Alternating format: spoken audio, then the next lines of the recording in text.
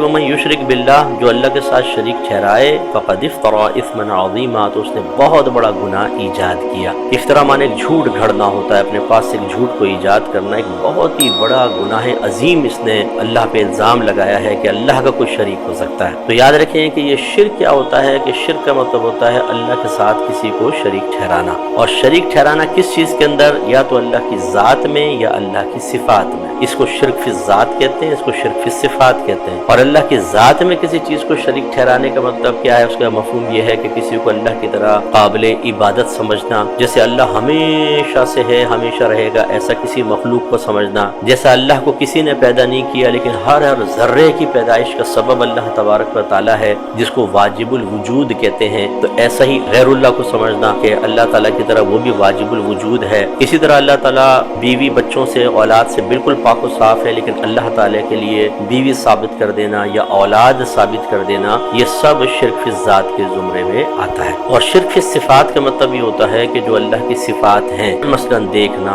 سننا، کلام، حیات، قیام، قدرت، علم، یہ اللہ کی صفات ہیں، اور اللہ کی ہر صفت چار خوبیوں سے متصف ہوتی ہے۔ نمبر ایک، اللہ کی تمام صفات قدیم ہیں۔ قدیم اسے کہتے ہیں جو ہمیشہ سے ہو، ہمیشہ سے، کبھی ایسا نہیں ہوا کہ پہلے نہیں تھا بعد میں ہوا، وہ قدیم نہیں ہوتا، اس کو حادث کہتے ہیں، حا، الف، دال اور ثا۔ تو جیسے اللہ کی ذات قدیم ہے، اس کی تمام صفات بھی قدیم ہیں، تو اللہ کی ہر صفت قدیم ہوتی ہے۔ نمبر دو، اللہ تعالیٰ کی تمام صفات ذاتیاں ہیں، ذاتی ہیں، عطائی نہیں ہے۔ ذاتی اسے کہتے ہیں جو بغیر کسی کے دیے ہوں، اور عطائی اسے کہتے ہیں جو کسی کے دیے سے ہوں۔ تو ہمارے پاس جتنی بھی صفات ہیں، جتنی بھی نعمتیں ہیں، سب اللہ کی عطا کرنا ہے، تو یہ عطائی کہلائیں گی، لیکن اللہ کو تو کسی نے نہیں دی، وہ ذاتی کہلائیں گے۔ تو اللہ تعالیٰ کی تمام صفات قدیم اور ذاتی۔ تیسرا، وہ لامحدود ہیں، ان کی کوئی حد نہیں ہے۔ علم کتنا ہے؟ لامحدود، کوئی حد ہی قائم نہیں کر سکتا۔ اللہ تعالیٰ کتنا دیکھ سکتا ہے، کہاں تک دیکھ سکتا ہے؟ لامحدود۔ اس کا کلام کتنا ہے،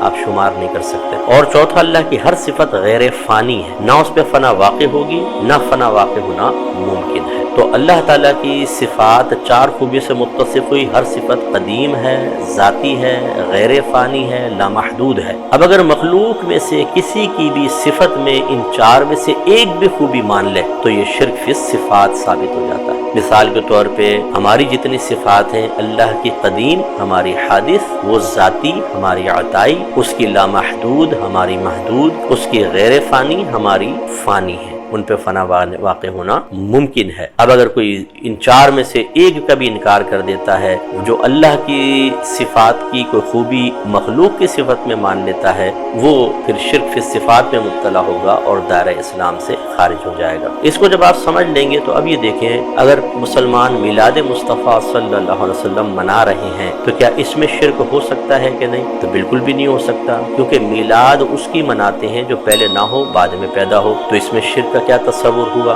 اگر کوئی مخلوق کو سجدہ کر رہا ہے، بعض لوگ کہتے ہیں جی مزارات پہ شرک ہو رہا ہے، دیکھیں سجدہ کر رہے ہیں، یہ بات بھی اچھی طرح سمجھ لیں کہ فوراً کسی پر مشرک ہونے کا فتویٰ لگانا بہت خطرناک ہے۔ یہ شوق بہت ساروں کو آخرت میں رسوا کر دے گا۔ یہ میرا جملہ ہو سکے تو ریکارڈ کریں اور انہیں کلپ نکال کے ڈالیں، اس کو ایسے لوگوں کو سنائیں کہ جو ہر مسلمان کو مشرک مشرک مشرک کہہ کر بلا خوف و خطر حکم لگا رہے ہوتے ہیں، یہ میدان معاشر میں اپنے لیے خطرہ پیدا کر رہے ہیں۔ اس لیے کہ نبی کریم صلی اللہ علیہ وسلم نے ارشاد فرمایا، جس نے کسی مسلمان کو کافر کہا اور وہ کفر کا اہل نہ ہو، یعنی وہ کافر نہ ہو، تو کفر کہنے والے کی طرف لوٹ آتا ہے۔ اب جیسے مزارات پہ سجدہ ہوتا ہے، بعض کہتے ہیں اور ہر جگہ نہیں ہوتا لیکن ہوتا ہے بہرحال کہ یہ شرک ہے، فوراً شرک کا حکم نہیں لگا سکتے، کیونکہ جو ممنوعات سجدے ہیں جو مزارات وغیرہ پہ یا پیروں کو کیے جاتے ہیں، دو طرح کے ہوتے ہیں، یا تو سامنے والے کو خدا سمجھ کے کر رہے ہیں، قابل عبادت سمجھ کے کر رہے ہیں، یہ سجدہ کیا تو اس کو سجدہ عبادت کہتے ہیں، یہ ہے کفر و شرک۔ اور اگر سامنے والے کو قابل عبادت سمجھ کر نہیں، صرف یہ سمجھ کر کہ یہ تعظیم کے لائق ہے کر رہے ہیں، تو اس کو سجدہ تعظیمی کہتے ہیں، اور یہ کفر و شرک نہیں ہوتا۔ یہ پچھلی امتوں میں جائز تھا، ہماری امت میں منع ہے۔ آدم علیہ السلام کو فرشتوں نے سجدہ کیا کہ شرک تھا، یہ سجدہ تعظیمی تھا اور اس زمانے میں جائز تھا۔ یوسف علیہ السلام کو ان کے بھائیوں نے سجدہ کیا، ایسے ہی اور معاملات چلتے رہے۔ لیکن حضرت معاذ رضی اللہ تعالیٰ عنہ نے ایک مرتبہ جب آپ یمن گئے یا شام گئے، غالباً شام کا واقعہ ہے، تو پھر جب آپ واپس آئے تو آپ نے نبی کریم صلی اللہ علیہ وسلم کو سجدہ کیا، تو رحمت کونین صلی اللہ علیہ وسلم نے فرمایا کہ اے मुआज़ ये क्या है? अर्ज़ किया रसूलल्लाह, मैंने अजमियों को देखा कि वो अपने बड़ों की ताज़ीम में ऐसे ही करते हैं। सरकार ने फरमाया आइंदा ऐसा ना करना। अगर मैं किसी मखलूक को सजदा करने का हुक्म देता तो बीवियों को हुक्म देता कि शोहरों का सजदा करें। इसका मतलब ये शिरक नहीं है, बल्कि ये इस शरीयत में चूंकि मना कर दिया गया इसलिए नाजायज और गुनाह है। तो इसका मतलब ये है कि अगर कोई मज़ार पे सजदा कर रहा है तो उसकी दो नीयतें हो सकती हैं, या दो में से एक हो सकती है, या तो सजदा इबादत कर रहा है या सजदाए ताज़ीमी कर रहा है। अगर सजदा इबादत कर रहा है तो काफिर और मुशरिक, अगर सजदा ताज़ीमी कर रहा है तो काफिर और मुशरिक नहीं, मुसलमान है लेकिन गुनाहगार है। अब मैं दायरे अदब में रह के पूछता हूँ, अगर एक आदमी सजदा कर रहा है पीर को या मज़ार को, आप बगैर उसकी नीयत मालूम किए कैसे कह सकते हैं कि काफिर और मुशरिक हो गया? क्या आपको इल्म गैब हासिल है? और जो अक्सर ये इस पे कुफ्र और शिर्क का फतवा लगा रहे होते हैं, वो कहते हैं जो नबी करीम सल्लल्लाहु अलैहि वसल्लम के लिए इल्म गैब मान ले वो मुशरिक होता है, तो शिर्क हो जाएगा। तो अपने बारे में क्यों आपका ये ख्याल नहीं होता कि आप एक शख्स की नीयत मालूम किए बगैर आप कैसे कह सकते हैं कि उसने कुफ्र और शिर्क किया? क्या आप उसके दिल के ख्यालात पर मुत्तले हो गए? अगर मुत्तले हो गए तो गैब पर मुत्तले होने का दावा किया, आप काफिर मुशरिक। और अगर आप कहते हैं कि नहीं मैं हुस्न ज़न कायम ही नहीं कर सकता हूँ, मैं इसको काफिर मुशरिक ही मानूंगा कि सजदा इबादत ही कर रहा है, और फर्ज कर ले वो सजदा ताज़ीम ही कर रहा है, जब सजदा ताज़ीम ही कर रहा है तो मुसलमान है, और आप कह रहे हैं ये मुसलमान काफिर मुशरिक है। और अभी मैंने हदीस सुनाई, जो मुसलमान को काफिर कहे और वो कुफर का अहल ना हो तो कुफर कहने वाले की तरफ लौट आया। दोनों सूरतों में आप खुद गए। अब मैं मिसाल अक्सर ये देता हूँ, जुमे की नमाज खत्म हुई, एक शख्स खड़ा हो गया, उसने कहा कि तुम सब मुशरिक हो गए नमाज पढ़ के, सब कलमा पढ़ो। लोग हैरान हुए कि जी जुमे की नमाज पढ़ी है, हम काफिर मुशरिक कैसे हो गए भाई? उसने कहा इसलिए कि मैंने इमाम साहब को देखा कि वो दीवार क़िबला को सजदा कर रहे थे। पहली सफ इमाम साहब के पीछे झुकी हुई थी, दूसरी पहली के, तीसरी दूसरी के, चौथी तीसरी के, सब एक दूसरे को सजदा कर रहे थे, सब काफिर मुशरिक। जो इस शिर्क का फतवा लगाने वाले हजरात हैं, मैं इंतहाई दायरा अदब में रहकर मैं कोई बदतमीजी नहीं करूंगा। मुझे बताइए शख्स का दावा ठीक है कि नहीं? आप कहेंगे बिल्कुल गलत है। मैं कहूँगा क्यों गलत है? जब सिर्फ झुकना ही किसी के सामने बगैर किसी वजाहत के कुफ्र और शिर्क है, जैसे कि आप फतवे लगा रहे हैं, तो फिर क्यों नहीं कहते कि यहाँ सही कह रहा है? अब आप भी ये कहने पे मजबूर होंगे कि नहीं हम जाहिर का एतबार नहीं करेंगे, हम नीयत का एतबार करेंगे। भाई वो एक दूसरे के सामने बज़ाहिर झुके हुए हैं, ऐसे ही मताफ में काबतुल्लाह की इमारत के सामने सारे झुके होते हैं, वो एक पत्थर की इमारत है लेकिन झुके उसके सामने होते हैं, नीयत तो अल्लाह को सजदा करने की है ना। कुर्बान जाऊं आपके ऊपर, माशाल्लाह इतनी जहानत के साथ आपने जवाब दिया है। ये जहानत वहाँ काम क्यों नहीं करती कि जब एक मुसलमान मज़ार पे सजदा कर रहा हो या पीर को सजदा कर रहा हो? देखिए हम खुद इसके मुखालिफ हैं, ये हराम है, गुनाह कबीरा है, वो शख्स लायक सजा है। ऐसा जाली पीर है, डब्बा पीर है, ऐसे पीर को ये बैत ही शरन जायज नहीं जो सजदे करवा रहा हो, लेकिन ये जुर्रत हम नहीं कर सकते कि बगैर तहकीक के काफिर और मुशरिक कह देते हैं। अब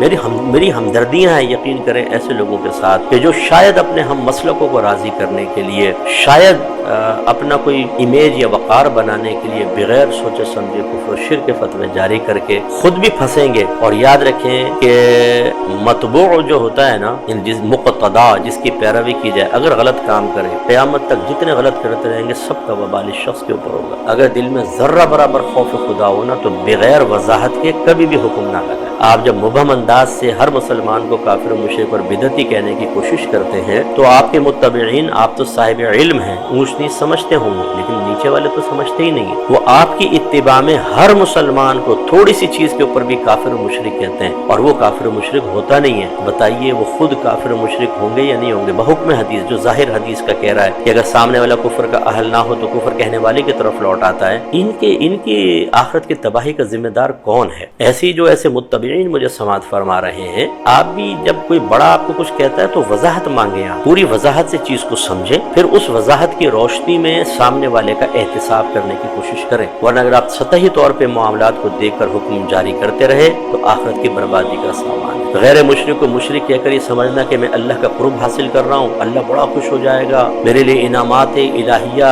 मुख्तस कर दिए जाएंगे, शायद मैं दीन की बड़ी खिदमत कर रहा हूँ। भाई कैसे एक नबी करीम के उम्मती को आप काफिर बोलें, मुशरिक बोलें, जबकि वो कुफ्र और शिर्क में हकीकतन मुब्तला नहीं है? तो कैसे हो सकता है? ऐसे अंगूठे चूमना शिर्क है? भाई कैसे शिर्क है? क्या अंगूठे चूमना अल्लाह के नाम के साथ खास है? अल्लाह ने कोई बयान फरमाया कुरान और हदीस में कि सिर्फ मेरे नाम पर अंगूठे चूमना है? अगर ऐसा होता तो फिर किसी और के नाम पे अंगूठे चूमना गलत होता। तो अब ये कैसे शिर्क हो गया बताइए? ना शिर्क फिर ज़ात, ना शिर्क फिर सिफात। इसी तरीके से अगर कोई नियाज करता है, कहते हैं जी ये शिर्क है। हालांकि नियाज है क्या चीज़? हम कुछ खाना वगैरह बनाते हैं, मुसलमान खाना बनाते हैं और جو اللہ تعالیٰ چاہتا ہے قرآن وغیرہ پڑھتے ہیں پھر اس کھانے کا اور قرآن کا ثواب کسی بزرگ کو ایصال کر دیتے ہیں، اس کو نیاز سے تعبیر کر دیتے ہیں۔ اس میں ہم بارہا اپنوں کو بھی سمجھاتے ہیں، اہل سنت سے تعلق رکھنے والے تمام عوام کو میں گزارش کرتا ہوں، یہ کھانا صرف اللہ کے لیے بنے گا، کسی بزرگ کے لیے نہیں، اللہ کی رضا کے لیے بنے گا، ثواب بھی اللہ دے گا،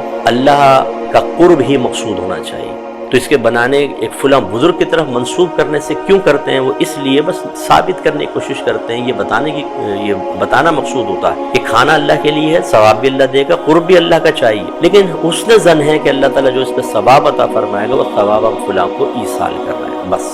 اب بعض کہتے ہیں کہ جی آپ نے نیاز پر چونکہ کہا یہ غوث پاک کی نیاز، یہ خواجہ صاحب کی نیاز، غیر اللہ کا نام لے لیا تو شرک ہو گیا۔ اگر صرف کھانے کے اوپر غیر اللہ کا نام لینے سے کھانا خراب ہو جاتا اور شرک ثابت ہوتا، میں دائرہ در میں رہ کے پوچھتا ہوں، آپ کہتے ہیں کس چیز کا کھانا ہے؟ بولتے ہیں جی شادی کا کھانا ہے۔ یہ کون سا کھانا ہے جی؟ ولیمے کا کھانا ہے۔ یہ کون سا کھانا ہے؟ عقیقے کا کھانا ہے۔ یہ کون سا کھانا ہے؟ یہ قربانی کا کھانا ہے، یہ فلاں بچے کی سالگرہ کا کھانا ہے۔ اب عقیقہ، قربانی، سالگرہ، شادی، ولیمہ، کیا یہ خدا ہیں؟ معاذ اللہ نہیں، غیر اللہ ہے نا، تو کھانے پہ غیر اللہ کا نام لیا، غلط ہو گیا۔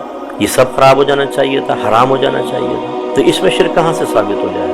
اب آپ سمجھیے بات کو، بس یہ آخری بات میں عرض کرتا ہوں۔ اصل میں اللہ نے قرآن میں حرام چیزوں کا بیان کرتے ہوئے ارشاد فرمایا وما اہل بہ لغیر اللہ، اور تمہارے لیے وہ بھی حرام ہے جس پر غیر اللہ کو پکارا گیا ہو۔ اب ہمارے بھائی سوچے سمجھے بغیر کہتے ہیں بس اس کا مطلب ہے جس پر غیر اللہ کو پکار لیا وہ حرام، تو کھانے پہ غیر اللہ کا نام لے لیا حرام۔ تو اگر یہی بات تھی تو پھر تو جو میں نے 5 قسم کے کھانے گنوائے، ولیمے کا کھانا، شادی کا کھانا، قربانی کا کھانا، عقیقے کا کھانا، سالگرہ کا کھانا، یہ بھی سب حرام ہونا چاہیے۔ یہ آپ نے کہاں سے اصول نکال لیا؟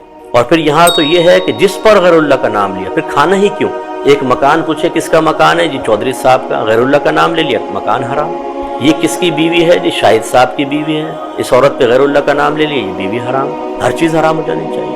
اس کا مطلب ہے کہ جو آیت کا ظاہر ہے وہ یہاں مقصود ہی نہیں ہو سکتا، ورنہ تو زندگی حرام ہو جائے۔ اب ہم آپ کو سمجھاتے ہیں اصل کیا تھا کہ نبی کریم صلی اللہ علیہ وسلم کے دور میں کفار بتوں کے نام پہ جانور پالتے تھے، اور جب ذبح کرنے لگتے تو اس بت کا نام لے کے ذبح کرتے تھے۔ مثلا بتوں کے نام تھے لات، منات، عزا، تو کہتے تھے لات کے نام پر، منات کے نام پر، عزا کے نام پر، اور کاٹ دیتے تھے۔ تو اللہ تعالیٰ نے یہ منع فرمایا اس آیت میں کہ اے مسلمانوں تمہارے لیے اس ذبیحے میں سے کھانا بھی منع ہے جس پر بوقت ذبح غیر اللہ کا نام پکارا گیا ہو۔ بس اس کے لیے تھا یہ، انہوں نے یہ چیز ساری تفسیر ہٹا دی، غیر اللہ بس یعنی ذبیحہ ہٹ گیا، بوقت ذبح غیر اللہ کا نام لینا اس کو ہٹا کر مطلقاً حکم دے دیا بس جس بھی کھانے پہ غیر اللہ کا نام لیا جائے گا وہ حرام ہو جائے گا۔ تو بھائی جس بھی یہاں تو کھانے کا ذکر نہیں ہے، وما اہل بہ، اور وہ بھی حرام ہے جس پر غیر اللہ کا نام پکارا گیا ہو۔ ہم اس ماں سے مراد وما اور وہ بھی حرام ہے جو، اس سے مراد لیتے ہیں تفسیر کی روشنی میں وہ ذبیحہ جس پر بوقت ذبح غیر اللہ کا نام پکارا گیا ہو۔ اگر آپ یہ تفسیر نہیں لیتے اور آپ کہتے ہیں نہیں بس اس سے مراد ہے کہ جو بھی چیز پر غیر اللہ کا نام لیا وہ حرام ہو، تو پھر کھانا ہی نہیں، ہر چیز جس پہ غیر اللہ کا نام لے وہ حرام ہونی چاہیے۔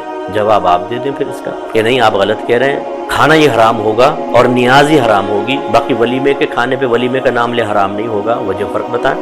انشاءاللہ مجھے امید ہے اگر کوئی سوچے گا غور کرے گا تو بہت کچھ سوچنے سمجھنے کا موقع ملے گا۔ تو مختصر ٹائم میں اتنا ہی میں آپ کی خدمت میں عرض کر چکا کہ مسلمانوں میں بہت سے امور معمولات رائج ہیں، اور ان میں کسی میں اکثر میں نے دیکھا ہے کہیں کفر و شرک نہیں، لیکن ہمارے بھائی بعض اوقات جو مطلب امت کو سنوارنے، سدھارنے اور راہ ہدایت دکھانے کا دعویٰ کرنے والے ہیں، بغیر سوچے سمجھے انہیں مشرک اور کافر بنانے کی کوشش کرتے ہیں۔ اس میں انہی کا نقصان ہے، ہماری ہمدردی ان کے ساتھ ہے۔ پہلے غور کیجئے، سوچئے، سمجھیے شرک کسے کہتے ہیں، شرک کی اقسام کیا ہیں، پھر یہ دیکھیں کہ مسلمان اگر کوئی عمل کر رہا ہے جس میں آپ کو شبہ ہے کہ یہ شرک ہو سکتا ہے، کیا واقعی اس پہ شرک کی تعریف صادق آ رہی ہے، کیا مسلمان واقعی اس نیت کے ساتھ کر رہا ہے، یہ تمام امور دیکھے جاتے ہیں، تب حکم شرع لگایا جائے گا۔ اللہ تعالی ہمیں سمجھ کی اور دوسروں کو سمجھانے کی توفیق عطا فرمائے۔